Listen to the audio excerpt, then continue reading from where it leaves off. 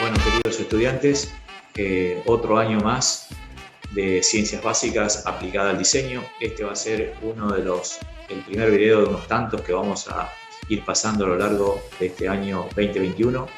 Antes que nada me presento, soy Gerardo Mazzaferro, el profesor adjunto de la Comisión 2, la cual me acompañan en este proceso de enseñanza el arquitecto Bruno Aguirre, la profesora en matemáticas Gabriela Geskovich y la arquitecta Belén Ambos, recién recibida hace poco, o sea que puede comentarles a ustedes toda su experiencia a lo largo de toda su carrera universitaria. Bueno, entonces, presentándonos, vamos a comenzar con el tema que nos ocupa hoy. Hoy vamos a hablar de la unidad correspondiente a la unidad 1 del programa, en el cual habla de mediciones, fundamentalmente. Ustedes van a acceder a un material que seguramente la profesora Geskovich, que es la encargada de subir la mayoría de todos los elementos que nosotros creamos para ustedes al aula virtual, en el cual ya le vamos a explicar de qué se trata, cómo la activamos, cómo se hace para acceder a la misma. Seguramente algunos de los profesores que me van a preceder se lo van a explicar, o sea que por eso no se preocupen.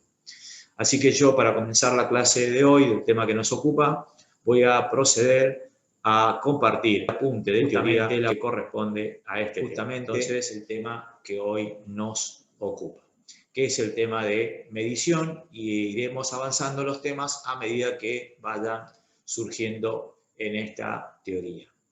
Ustedes saben bien que la carrera que eligieron para desarrollar su vida profesional es la arquitectura, que tiene ya muchísimos años, debe ser una de las carreras más antiguas que tiene la humanidad, en la cual fundamentalmente el arquitecto estaba relacionado con el arte, que está muy bien eso, pero obviamente ese arte viene acompañado con la tecnología, es decir, hoy por hoy no hay ningún arte que se pueda hacer sin una determinada tecnología.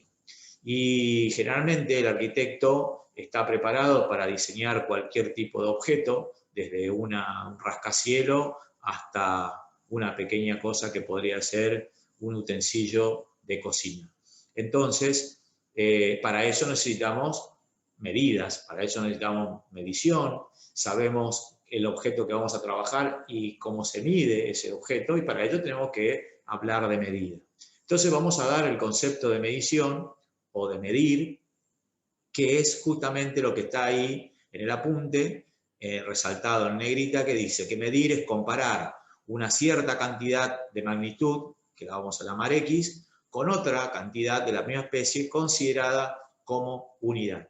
¿Qué quiere decir esto? Que si yo tengo, por ejemplo, un cerámico y quiero saber cuánto mide, tendré que buscar un elemento que ya está estipulado, que en este caso sería una cinta métrica, compararla, o sea, tomar de un extremo a otro extremo y ver la cantidad de veces que entra esa unidad de medida dentro del cerámico, y esa sería la medida que nosotros vamos a utilizar para ese cerámico.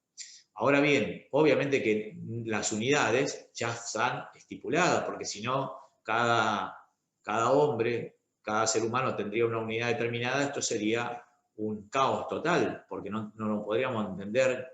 Entonces se crearon los sistemas de medición, que son sistemas internacionales, es decir, que el mundo se maneja de esa manera. La República Argentina adoptó justamente el sistema internacional, en el cual en él está lo que nosotros denominamos SIMELA, que son las siglas que significa Sistema Métrico Legal Argentino. Entonces, de esa manera, justamente todo lo que se fabrica en la República Argentina está basada en ese sistema métrico legal argentino, que justamente fue creado en 1972 mediante una ley que la tienen ustedes ahí, ley 19.511. Bien, definido entonces lo que es la acción de medir, vamos a ver qué necesitamos nosotros para realizar ese proceso. Es decir, para realizar esa acción de medir, tiene que darse 4 condiciones importantes. Primero, necesitamos la cantidad que debe ser medida, es decir, que yo tengo que tener un tirante, una varilla, quiero pesar un ladrillo, quiero determinar una determinada fuerza, quiero ver la velocidad que tiene un determinado vehículo. Entonces, ahí nace la necesidad de medir. Ahora, esa necesidad va acompañada de una unidad. Por lo tanto, si yo quiero medir la longitud de un tirante, ¿qué necesito? Medidas de longitud, es decir, necesito 1 metro. Si yo quiero medir la masa que tiene un bloque de cemento o un ladrillo, necesito una balanza y necesito su unidad de medida, que es el kilogramo o el gramo. En el caso de que si yo quiera medir una determinada vehículo, hay dos medidas para saber su velocidad, necesito el espacio recorrido y el tiempo en que lo hizo para decir que tenemos kilómetros por hora, metros por segundo y etc. Y obviamente que todos esos elementos que hemos enunciado, ya sea el metro, el kilogramo, el segundo, no se pueden medir si yo no tengo un instrumento de medición. Entonces, obviamente que para medir medida de longitud, que tenemos una regla milimetrada, tenemos una cinta métrica, aquellos que se dedican a la confección de ropas tienen el famoso metro que es de hule, que se puede doblar para poder medir los cuerpos humanos. Después tenemos el reloj o un cronómetro que me permite medir el tiempo en segundos, y después tenemos el velocímetro que generalmente está adosado a los vehículos que me permite medir la velocidad. Y el cuarto, que es el más importante, es justamente el observador, es decir, el que mide, es muy importante. No todos medimos de la misma manera. ¿Por qué? Porque no todos aproximamos las medidas de la misma manera. Salvo que las medidas sean exactas, es muy difícil encontrar eso, pero todos aproximamos y aproximamos de distinta manera. Por eso, después adelante vamos a ver, se cometen los errores que justamente son errores de apreciación. Bueno, pero nosotros, para hablar de medición, tenemos que hablar fundamentalmente de lo que son las magnitudes. ¿Qué es una magnitud? Una magnitud no es nada más ni nada menos que una cantidad acompañada de una unidad. Por ejemplo, si yo le digo 2 y no le pongo la unidad, no le estoy diciendo nada, porque podrían ser 2 centímetros, 2 milímetros, 2 metros, y hay una diferencia sustancial entre una y la otra. Por lo tanto, si nosotros decimos solamente un número, que sería la cantidad, yo no digo absolutamente nada. Ahora, si yo a esa cantidad le adoso una unidad de medida, automáticamente ya puedo dimensionar de lo que le estoy hablando. Si le digo 2 metros, enseguida el estudiante se va a dar cuenta que estamos hablando de una medida de 2 metros y él puede comparar que normalmente, por ejemplo, una puerta está cercana a los 2 metros. Entonces, enseguida él puede relacionar. Pero si yo le decía 2, el estudiante no puede decir absolutamente nada de qué estamos hablando. Entonces, si a ese 2 le agregamos una unidad, la transformamos en una magnitud. Entonces, repito, ¿qué es una magnitud? Es una cantidad acompañada de una unidad. Ahora bien, a las magnitudes las podemos dividir en dos grandes grupos muy importantes. Las magnitudes escalares y las magnitudes vectoriales. Para que el estudiante entienda la diferencia que hay entre una y otra, es justamente, vamos a hablar de las vectoriales primero, porque es la que normalmente podemos hacer bien la diferencia. Las vectoriales son aquellas que nosotros podemos simbolizarla mediante un vector. ¿Y quiénes son? La velocidad, la aceleración, la fuerza. Esas son magnitudes vectoriales. Repito, porque pueden ser determinadas mediante un vector. Y las magnitudes escalares son aquellas que solamente son un número. Es decir, por ejemplo, una medida de longitud, el tiempo, la masa, es decir, que esos son solamente números. Yo digo 2 metros y los 2 metros pueden ir de un lado para otro o de un lado para otro. En cambio, la velocidad tiene una cierta dirección que la indica por el vector y por lo tanto se transforma en una magnitud vectorial. Entonces tenemos dos grandes grupos, las magnitudes escalares, que no tienen ni dirección ni nada, simplemente es un número acompañado de una unidad, Y tenemos las magnitudes vectoriales que sí tienen una dirección porque está acompañada de un sentido que está dado por un vector. La magnitud vectorial más conocida, con la que nosotros vamos a trabajar, es la fuerza, obviamente, porque la fuerza tiene que estar dirigida hacia un lado, ver nomás cómo el objeto se mueve, entonces vemos que la fuerza le está dando el sentido de acuerdo a cómo se mueve nuestro objeto. Nosotros desde muy chicos, desde la primaria, trabajamos con ciertas magnitudes, ciertas unidades y obviamente que cada unidad tiene un símbolo. Acuérdense que los símbolos de las unidades van sin punto, es decir, no son abreviaturas, simplemente son símbolos que representan a la determinada unidad. Las más importantes, nosotros tenemos, por ejemplo, que vamos a trabajar en física y que el estudiante de arquitectura va a ver a lo largo de toda su carrera. Acuérdense que a lo largo de toda su carrera, el estudiante de arquitectura va a utilizar seguramente algunas de estas magnitudes. Por ejemplo, la longitud, ni hablar, permanentemente vamos a utilizar la longitud. ¿Cuál es la unidad? El metro. ¿Cómo la simbolizamos? Con la letra M. La masa. ¿Qué es la masa? La cantidad de materia que tiene un objeto.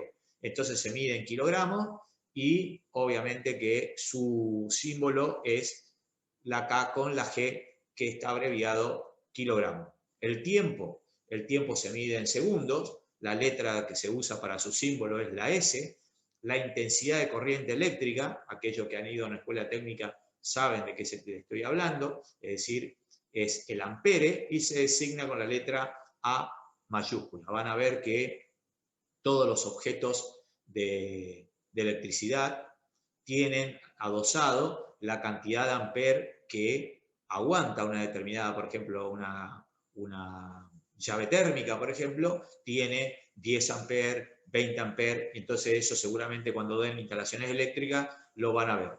La temperatura, si bien es una escala que nosotros no usamos, se usa para el sistema internacional el Kelvin, que es con la letra K mayúscula. La intensidad luminosa, que es muy importante para el estudiante de arquitectura porque él tiene que diseñar espacios, no es lo mismo la iluminación de una sala de video o para ver películas que la iluminación que necesita un quirófano. Entonces justamente tenemos que saber para cada local qué intensidad lumínica necesita. Y fíjense que esto viene de muchos años porque justamente la unidad de medida es la candela, prácticamente no se usa más, y se designa con la letra CD. Después la cantidad de sustancia, que esto es muy químico, es el mol. Y no tiene, se llama mol y su abreviatura directamente es lo mismo, el mol. Muy bien. Pero además, estas son magnitudes que se pueden medir sin necesidad de otro elemento.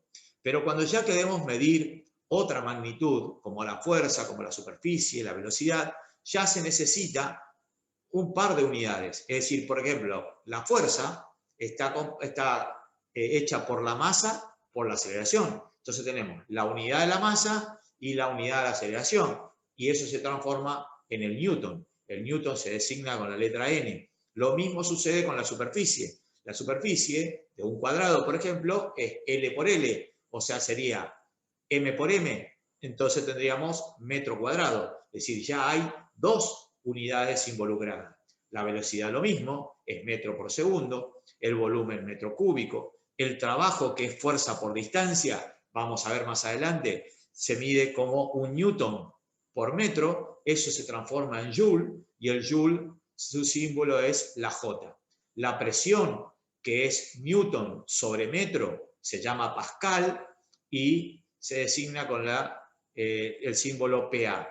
La presión, ustedes saben perfectamente que hace muchos años, la presión atmosférica que antes se medía en milímetros de mercurio, hoy ya prácticamente está en desuso eso, y ahora todo se mide en pascales. Ustedes van a escuchar en los noticieros que dice, por ejemplo, una presión de 1000 pascales, que es más o menos la presión normal que nosotros tenemos, que soportamos en nuestras cabezas. Después tenemos la potencia, que la potencia no es nada más y nada menos que la relación entre el trabajo por unidad de tiempo, y ahí aparece un elemento muy importante que es el watt.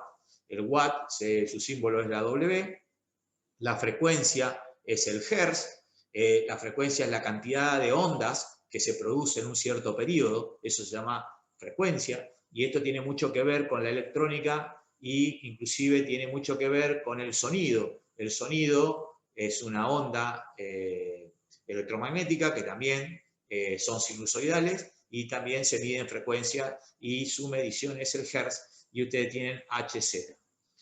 Antiguamente, en mi época, cuando no había FM, las radios que nosotros escuchábamos eran de onda corta, por lo tanto, el mismo decía su dial y decía tantos hertz que tenía la frecuencia de esa radio para ubicarla dentro del dial. Y después tenemos la capacidad eléctrica, que es el faradio, que con la F, y la resistencia eléctrica, que es la ohm, y que se designa con el omega, que es una letra griega de su alfabeto. La resistencia eléctrica no es nada más y nada menos, es algo que se le opone a que la corriente eléctrica pase a través de un conductor.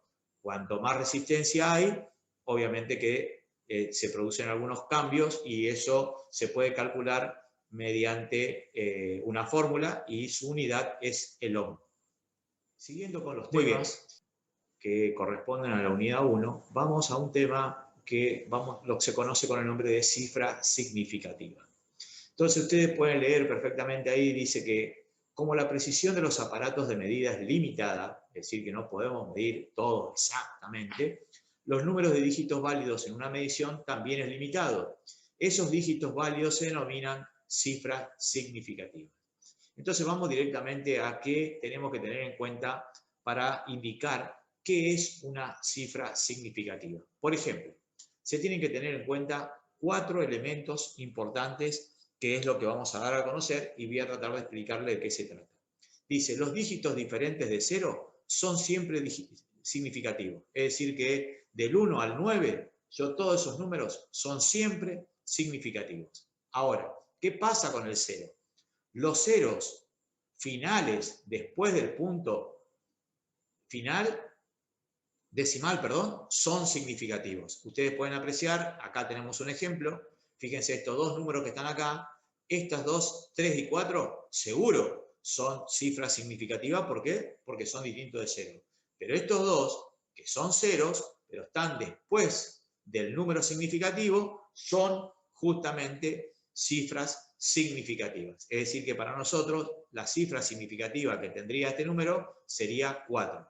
Ahora, ¿qué más tenemos que tener en cuenta? Los ceros entre dos dígitos significativos son significativos. Es decir, que si yo acá entre 3 y 4 hubiese tenido un 0, hubiese quedado 3, 0, 4, 0, 0, ese 0 que está entre el 3 y el 4 también es significativo. Entonces, repito, los ceros entre dos dígitos significativos son siempre significativos.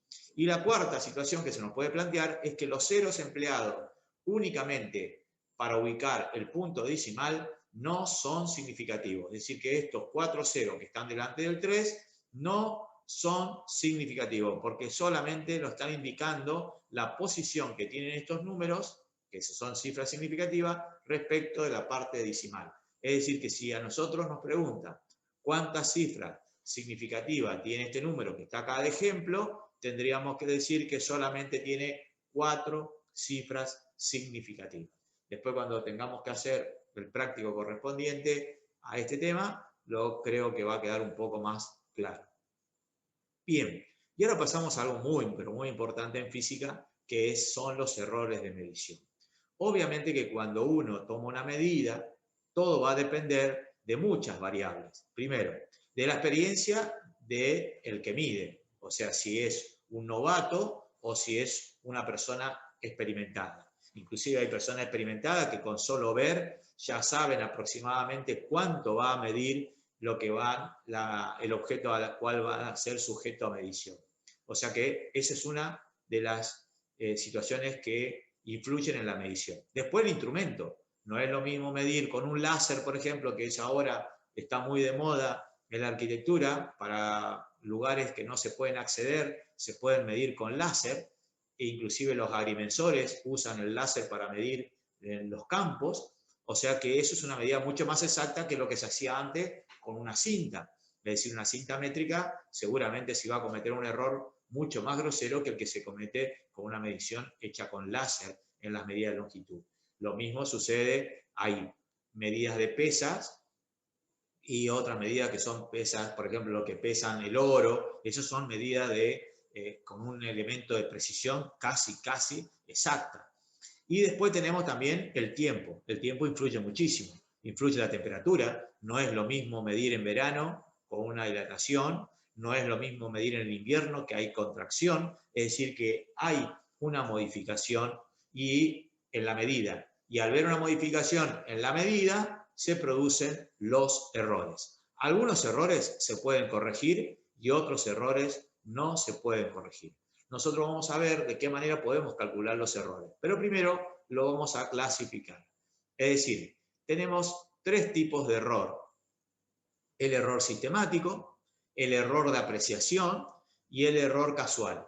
Los errores sistemáticos significa que el instrumento ya tiene un error. Es decir, que vamos a suponer que tengo una cinta rota, le faltan 5 centímetros, entonces obviamente que cada medida que yo voy a medir, siempre le va a faltar los 5 centímetros que están rotos. Por lo tanto, ese error yo lo puedo corregir porque siempre a la medida que yo obtenga, le voy a sumar los 5 centímetros que tiene de error. Es decir, que ese error que se produce sistemáticamente, producto del error del instrumento con el que estoy midiendo, pero si yo conozco ese error que tiene el instrumento, yo puedo tranquilamente al final de la medición corregir ese error. O sea que medianamente está subsanado el problema. Los errores de apreciación. Bueno, acá justamente el error de apreciación se produce cuando depende de la calidad de la persona que esté midiendo. ¿Por qué? Porque nosotros, cuando medimos con un instrumento, el instrumento tiene una unidad de medida la más chica de todas. Por ejemplo, si tengo una regla de milimetrada, yo puedo medir exacto hasta el milímetro. Todo lo demás es apreciación. Entonces, ¿de qué va a depender? De la vista del que está midiendo, de la experiencia del que está midiendo. Entonces, obviamente, todo lo que sea mayor o menor que el milímetro, todo va a ser en forma de apreciación. Entonces, ahí lo que habría que hacer es medir varias veces ese mismo objeto y buscar un promedio. Entonces, ese promedio es el que más o menos soluciona el problema de ese error de apreciación. Y los errores casuales, que son provocados por la presión atmosférica, la temperatura, o se movió el instrumento y no nos dimos cuenta, esos errores son inevitables y no se pueden corregir. La única manera es de realizar nuevamente la medición. Y acá vamos a algo muy importante, que yo ya lo mencioné, pero acá está precisamente lo que yo quería llegar, que es la apreciación de un instrumento. Ustedes van a ver que todos los instrumentos que son obviamente de calidad dice que, por ejemplo, el error es más menos 2, es más menos 0,5, quiere decir que el instrumento mide hasta esa magnitud exactamente. Y a partir de ahí es todo apreciación. Entonces, por ejemplo, volviendo a la regla milimetrada, cualquier estudiante va a poder medir en forma exacta y perfecta hasta el milímetro. Si él tiene una medida que cae entre dos líneas que corresponden al milímetro, en ese caso va a tener que apreciar. Y ahí es donde justamente el error máximo que puede cometer el estudiante es de 1 milímetro. Entonces, la regla tendría que venir, dice 20 centímetros, la reglita esa que ustedes compran para la escuela, 20 centímetros más menos 0,1. ¿Qué sería el 0,1? El milímetro, o sea, la décima parte de 1 centímetro. Eso es 1 milímetro. Entonces, seguramente el estudiante va a poder apreciar decimales de milímetro. Y el error máximo que pueda cometer es de 1 milímetro, porque es la menor medida que tiene el instrumento. Muy bien, pero los cálculos de error se pueden calcular de tres maneras. El error absoluto, el error relativo y el error porcentual. Desde ya le digo que los errores más importantes a tener en consideración son el error relativo y el error porcentual, porque el error absoluto no me dice absolutamente nada de lo que es mi medición. Sí lo hace el relativo y el porcentual. ¿Qué es el error absoluto? Si nosotros conocemos cuánto mide realmente lo que yo quiero medir y lo voy a hacer experimentalmente, por ejemplo, para medir la gravedad de un lugar se usa un péndulo. Entonces, ¿por qué? Porque dentro de la fórmula del péndulo está la gravedad del lugar. O sea, está la famosa letra G, a la que llamamos, que normalmente usamos 9,8. Pero como la gravedad, que es la atracción, la aceleración con que nos atrae el centro de la Tierra, ustedes ven que en el ecuador tenemos una distancia, en los polos al centro de la Tierra tenemos otra distancia, entonces quiere decir que la gravedad varía con la posición donde estamos nosotros dentro del planeta. Por lo tanto, si yo ya sé que la aceleración en el lugar donde yo estoy, por ejemplo, 9,82, y la calculo con un péndulo, haciendo una experiencia en el laboratorio de física, llego, por ejemplo, a que me dio 9,81. Entonces, evidentemente, hay un error. La diferencia entre lo que yo calculé y el valor verdadero, eso se conoce con el nombre de error absoluto. Entonces, podemos decir que el error absoluto es la diferencia que hay entre el valor probable y el valor calculado. Como es en valor absoluto, no nos importa el signo, porque yo puedo calcular en más o en menos, o a veces se coloca más menos tanto el error, porque me puedo tener un error por exceso o puedo tener un error por defecto. Entonces, quiere decir que, volvamos al principio, el error absoluto no es nada más ni nada menos que el valor verdadero menos el valor calculado. El valor verdadero y el valor calculado. Vamos a suponer que yo no tengo el valor verdadero. Entonces, ¿qué se hace? Se efectúan varias mediciones del objeto. Y si son distintas personas, mejor aún, porque cada uno tendrá una apreciación distinta.